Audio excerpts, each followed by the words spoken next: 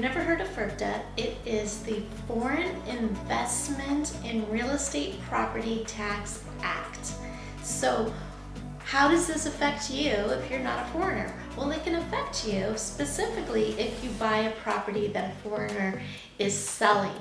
And there's actually a lot more that are selling right now because they did buy quite a bit of property over the last 15 years. Now this act has actually been around since 1980, so a very long time, over 40 years. But what it is something that's going to affect you as a buyer. So I'm just going to go over the little nuances of it.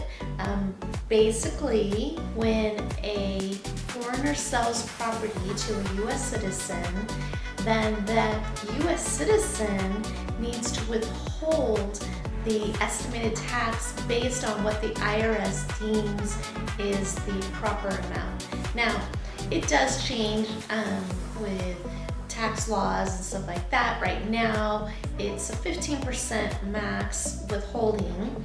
It could get lower, and there are some ways that actually don't really benefit the buyer, but they could reduce the amount of what would be withheld.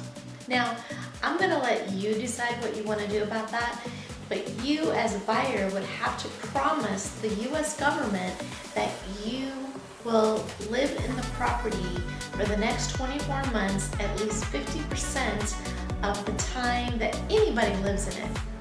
I know, kind of complicated, but you can always just do the 15%, and then you're good and you're safe, and that's that. Now, I'm making it sound kind of simple, but it's really not. Your title company is going to be super important here, and it may not be the title company that you would normally go to, because you're going to want somebody that has dealt with Firpta before. They know the rules, they know how it goes, they know what to document, and they will get it done for you, and they will get it done right. Now, I've heard of a bad situation where the title company accidentally submitted the withholding in their own EIN number. In other words, the title company's EIN number. Well, that can't happen. It has to be in the EIN number of the buyer. So that's another thing to remember. You as a buyer are going to become a withholder. Just as if you have a W-2, your employer is the withholder. Now you as the buyer are going to become the withholder and submit that to the IRS. Taxes are nothing to mess with. You've got to get this one right. And if your title company messes up, it's still the responsibility of the buyer.